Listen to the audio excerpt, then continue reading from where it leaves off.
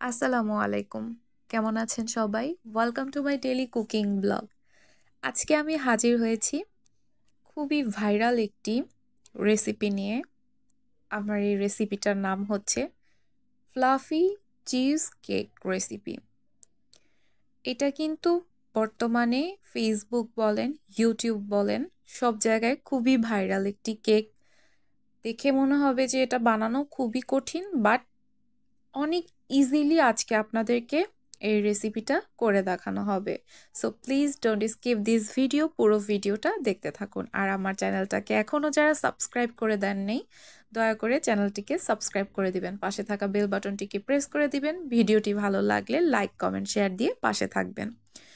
Cheese কেকটা বানানোর জন্য নিয়ে নেওয়া হয়েছে 3টা ডিম, চিজ ক্রিম, 1 কাপ ময়দা, বেকিং পাউডার।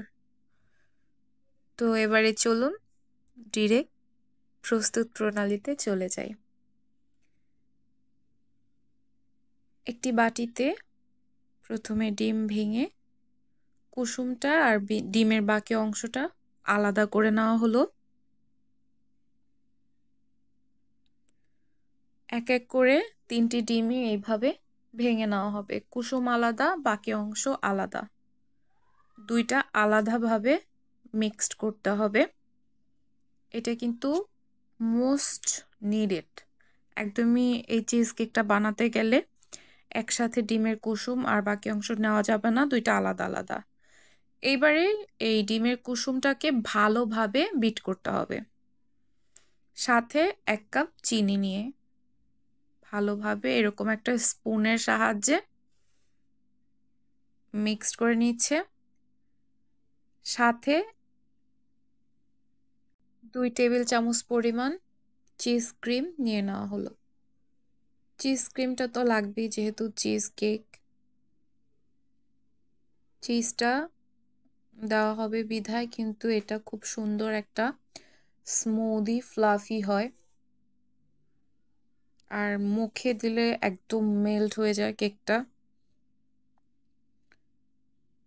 রেসিপিটা যারা যারা দেখবেন একবার হলেও কিন্তু বাসায় ট্রাই করে দেখবেন, খুবই মজা হয়, বাচ্চারা খুব পছন্দ করে খাবে।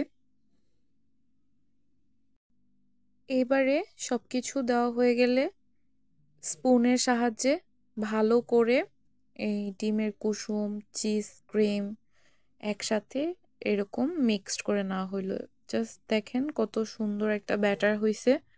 সাথে একটু পরিমাণ মতো লবণ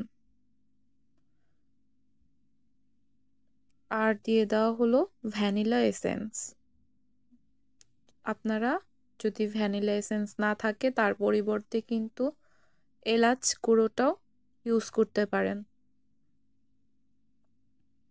তো এগুলো একসাথে দিয়ে এরকম খুব সুন্দর একটা ব্যাটার বানায় নেওয়া হইলো। নাও অল্প অল্প করে যে ময়দাটা রাখা হয়েছিল 1 কাপ, ওইটা এই মিক্সড করে নেওয়া হচ্ছে ব্যাটারের সাথে। অল্প অল্প করে দিয়ে মিক্সড করতে হবে যাতে কোনো দলা বেঁধে না থাকে। তো দেখেন অর্ধেক কেকের ব্যাটার কিন্তু বানানো হয়ে গেছে। এইবারে ডিমের যে বাকি অংশটা ছিল এটাকে প্রথমে এরকম একটা উইংসের সাহায্যে ভালো করে ফেটে নেওয়া হচ্ছে। এটা কিন্তু খুব ফ্লাফি করে বানাতে হবে। আপনারা চাইলে হ্যান্ড মিক্সার দিয়েও করতে পারেন। হ্যান্ড মিক্সার দিয়ে করলে খুব ইজিলি হয়ে যাবে আর খুব সুন্দর ফ্লাফি হবে। আমাদের আছে, বাট সবাইকে ভিউয়ার্সদেরকে দেখানোর জন্য হ্যান্ড উইক্স হয়তোবা সবার থাকে না, মিক্সার, হ্যান্ড মিক্সার। তো এই উইংসটা দিয়েই করে দেখানো হচ্ছে আজকে। দেখেন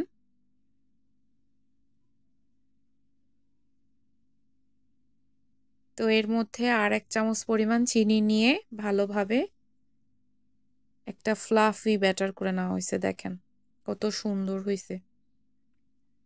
চিনি যেহেতু আগে ওই ব্যাটারটা নেওয়া হয়েছে অনেকটা, তো এখানে 1 চামচ পরিমাণ নেওয়া হয়েছে। এই উইংসটা দিয়েই কিন্তু খুব সুন্দর করে ফ্লাফি করে একটা ব্যাটার বানায় নেওয়া হয়েছে। দেখেন পুরো ক্রিমের মতো একটা ব্যাটার হয়েছে, তাই না? তো আপাতত কিন্তু আমাদের এই কাজটা শেষ।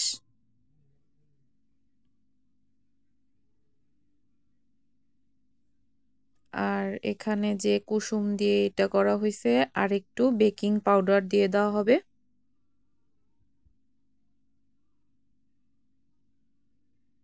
এই চিজ কেকটা যে একদম খুব বেশি ফুলবে তা কিন্তু না, কিন্তু ভিতরটা খুব সুন্দর একটা ফুসফুসে ভাব হওয়ার জন্য জাস্ট এটা দেওয়া। তো এবারে ওই দুইটা যে ব্যাটার একসাথে মিক্সড করে নেওয়া হচ্ছে, দিয়ে জাস্ট ডিফারেন্টটা হয়েছে কুসুম আর ডিমের যে আলাদা অংশটা খুব সুন্দর করে আলাদা আলাদা করে ব্যাটার করে নেওয়া হয়েছে। ফ্লাফি একটা, আর একটা হবে যে এমনি।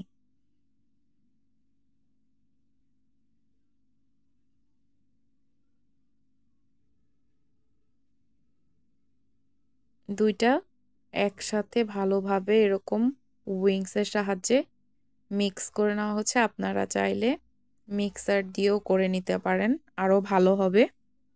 দর্শকদের দেখানোর জন্য আজকে এই উইংস দিয়ে করা আর কি, যা অনেকেরই নাই। তো অলরেডি করা শেষ। এবারে একটা বেকিং মোল্ড নিয়ে তার ভিতরে এরকম সমান সাইজ করে একটা পেপার দিয়ে মোল্ডে ব্যাটারটা ঢেলে দেওয়া হলো কেকের। এরপরে একটু ঝাঁকিয়ে নেবেন, দেন এটাকে জাস্ট ভাপে দেওয়া হবে। একটা স্টান বসাই দেওয়া হইলো, অল্প একটু পরিমাণ মতো পানি নিয়ে বেক করার জন্য একটা পাতিলের ভিতরে মোলটা বসাই দেওয়া হইলো। কাচের একটা ঢাকনা দিয়ে এই যে দেখেন ঢেকে দেওয়া হলো। একটা টিস্যু পেপার দিয়ে ওই ফুকোটা ভালোভাবে আটকে দেওয়া হয়েছে। 30 মিনিট পর আমাদের কেক কিন্তু রেডি। উপর থেকে চকলেটের এরকম গার্নিশ দেওয়া হয়েছে। আপনারা চাইলে দুধের গুঁড়ো বা যেরকম দিতে পারেন, এটা দিলে একটু মুখের টেস্টটা আরো বাড়ে। তো দেখেন কত সুন্দর সফট ফ্লাফি একটা চিজ কেক হয়েছে, মাশাল্লাহ। দেখতেও কিন্তু অসাধারণ লাগছে, খেতে তো আরো অসাধারণ। রেসিপিটি যদি ভালো লেগে থাকে বাসায় একবার হইলেও ট্রাই করে ফ্যামিলির সবাইকে সাথে নিয়ে খাবেন। তো এইভাবে একটা পিস করে আপনাদেরকে দেখায় দেওয়া হবে। তো এই যে দেখেন কত সুন্দর করে স্মুথলি ছুরিটা ডাইভে গেছে, দেখছেন? মাশাল্লাহ কতটা ফ্লাফি হইছে। দেখেন একটা নিভ দিয়ে জাস্ট প্রেস করে আপনাদেরকে দেখায় দেওয়া হলো। তো এইভাবেই ইজিলি বাসায় বানায় নেবেন। ভিডিওটা আজকের মতো এখানেই শেষ করছি। আল্লাহ হাফিজ।